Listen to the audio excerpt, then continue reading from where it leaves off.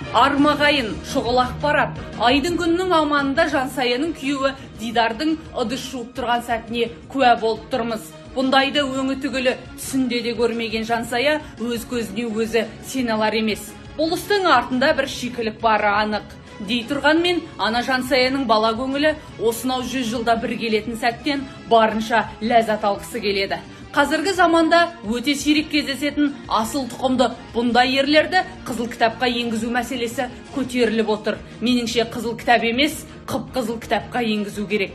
Ендеше ағайын, тіл көзіміз тасқа, жаңа Қазақстан басталып келе жатқан сияқты. Қайрат Малиновский, Николай Исқақов, Жансая Мұратбекқызы, арнайы Жабар арнасы үшін.